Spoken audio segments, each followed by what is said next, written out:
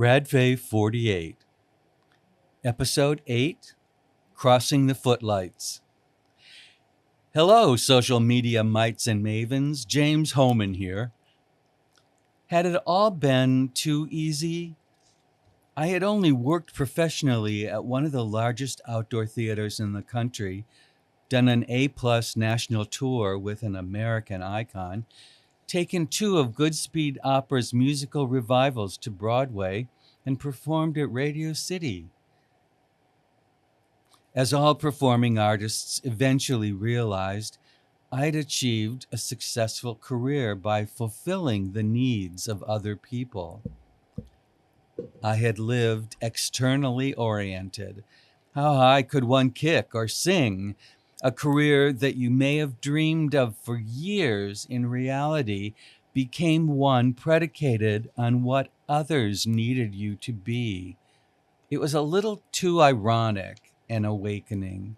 Yes, it met an individual need in oneself to be appreciated for one's talents, but how many of us have only that one need? Throughout all my Broadway opening nights, Peggy Lee's song "Is That All There Is" played on a loop in my mind.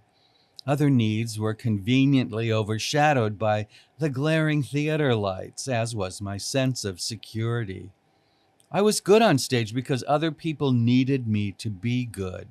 The show's director, the choreographer, my partner, etc.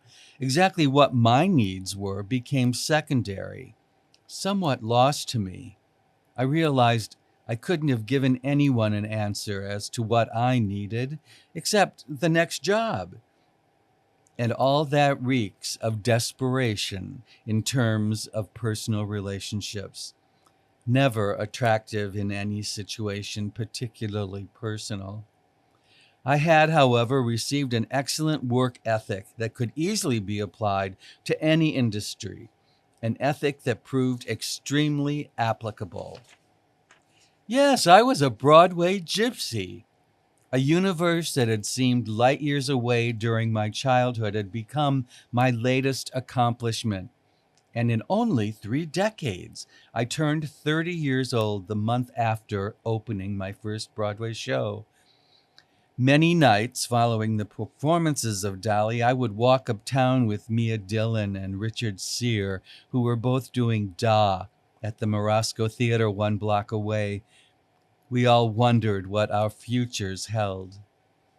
5 years later, I'd done 3 musical productions on Broadway and was preparing to audition for an MFA from Yale Drama School. Certainly, there were other schools of education. Remember the one called the School of Hard Knocks? Those schools may be actual, tacit, or even illusory.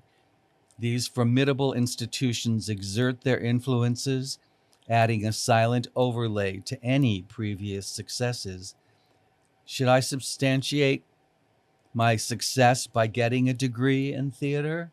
All coins have 2 sides.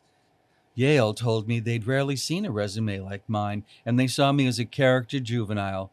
The director of the graduate professional theater program explained that they had 1 spot for a character juvenile.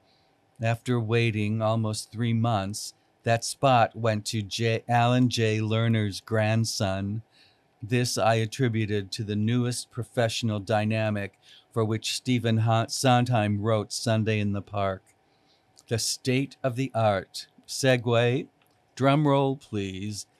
During my theater career, there were certain significant sociological dynamics taking place. Call them forces of nature, rampaging throughout American society. For example, the civil rights movements, gay liberation, women's liberation, etc. These were all extremely active, extremely present, and proved anxiety provoking for most of society. The most shocking to my theater community being an epidemic beginning in the late 1970s that basically eliminated young gay men, and for which a cure has yet to be found.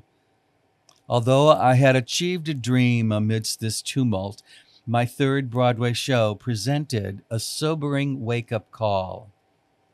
After the closing on opening night of Little Johnny Jones, I was in shock. While I had amassed a savings on the road, I remember sitting on the roof of my fifth floor apartment building for the entire summer in the sun and often in tears. That roof was my tar beach, my place to tan and consider options. The next month, I was turning 35 years old. And while being in the best shape of my life, I was still being seen by casting directors as a quote, character juvenile, unquote. With what the director choreographer Tommy Toon once called a wonderful quality. I hadn't the vaguest idea what that meant. I suspected he was referring to my bubble butt, which prior directors and choreographers had commented on. To me, I was simply another dancer who loved to sing and needed regular employment. Talk about lost. This was whirling lost. Did anyone, other than the gentlemen in cars on Park Avenue and East 51st Street, want to hire me? Simultaneously, in the early 1980s, a change had taken place within the theater profession. Suddenly, singing and dancing were not the only talents that male theater gypsies were expected to maintain. Auditions for men often ended with the request, "Gentlemen, remove your shirts." Bare bodies began abounding on Broadway. After 2 days of auditioning for the best little whorehouse in Texas and finding myself standing in a line with several other hopeful men, we were asked to remove our shirts to show some buffed skin. It was obvious to me that no one was going to pay money to gaze upon my naked torso. I was 5 feet, 7 inches tall and weighed 135 pounds. My ballet body wore clothes well, but it certainly wasn't going to sell tickets. Maybe that's why I only did revivals. For the first time in years, I had no theater work for the summer. Spending June, July, and August on my rooftop, I began contemplating whether I should step beyond the footlights and become what we jokingly referred to as a crossover artist. I considered the possibilities in the world of advertising via print work and television commercials. Could I become the next Chunky Chocolate or T-Mobile spokesperson? I would visit agents' offices, dropping off my 8x10 glossy photographs and or mailing postcards or stopping in on the few agents who remembered me from stage. To my considerable surprise, some of these agent visits became challenging in ways I had never expected. Running around agents' desks trying to escape the grips of the lascivious few who itched to investigate the talents with which their libidinous eyes endowed me. Never in my wildest dreams had I ever considered that the casting couch would become an element of my career. This was a ballpark in which I had never imagined playing, and I found myself totally unprepared to do so. I totally freaked while continuing sporadic dance classes to stay in a modicum of shape, albeit not the chiseled ab kind. I was itching for a change. Although I was 35, I looked much younger on stage, but it was taking more effort to muster and maintain that youthful energy, especially for 2 p.m. matinees. One question kept popping into my middle-aged brain. Should I actually consider leaving professional theater? Around this time, I started dating a playwright from Yale who taught Wang word processing during his weekends in the city. He would smuggle me into a few of his classes, and I found myself now thinking with my hands, not my feet. Joining the ranks of word processors who were being paid $25 an hour at financial consulting firms in Manhattan seemed to me to be the next logical step. Corporate America was only slightly less structured than the world of American theater, but there seemed to exist an element of security within its community that appealed to me. The cast was decidedly different, yet their titles were hierarchical. meaning that there were definitely principal and chorus roles.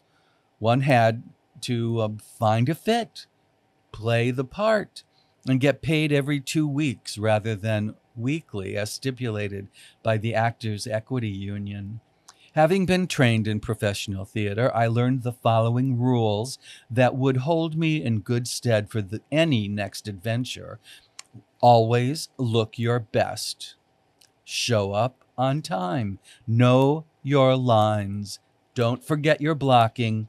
And most importantly, never make enemies with the wardrobe department because they wash your dance belt nightly. I'm not sure now how that would apply to the corporate world, so I'll leave that to your imagination. Donning clothes, I scavenged from two favorite secondhand stores, Cheap Jacks and Screaming Mimis. I hit the corporate spotlights with all the flair and gusto I had left in me. The legal and financial services industries paid the best money, and I could work one of 3 shifts being offered by temp agencies from Wall Street to Midtown. There, I met other performers who had also found that pounding your brains out on a keyboard could be lucrative. After having achieved so major an achievement, it may seem ridiculously indulgent to admit, but I still felt lost in my search for a security. Thus began my transition from lost to a more conventional kind of found. And that concludes this podcast. Please check in next week for episode 9, Meeting Mr. Bear. Yes, your second protagonist will be introduced. While also in the theater, Harold's journey was almost diametrically diverse from mine. From a loving, supportive family in New Jersey, through getting his MFA in acting from Temple University, his sexuality was frequently refuted by his female friends' mothers, saying, "He's too burly." Mr. Bear is what I called him. We met in a kind of temple, the New York State Theater, during a New York City ballet season. Mr. Balanchine had died the year before, and in addition to having left the theater, I had ended my relationship with Christopher, who was never moving back to the city. I was grieving and found working a second job there as an usher at nights and during the weekends the perfect milieu. Watching New York City Ballet and New York City Opera in their rotating seasons within this gilded theater allowed me to sit on the steps of the fourth ring and wallow in the musical drama and dance of 2 of New York City's brightest gems. The musical interlude for this chapter would have to be Rodgers and Hammerstein's Somewhere in My Youth or Childhood. Thank you again for your time and interest. Until next week, then, be kind, do good, be happy, and love one another, remembering to coexist with tolerance while embracing similarities and respecting differences. Thank you.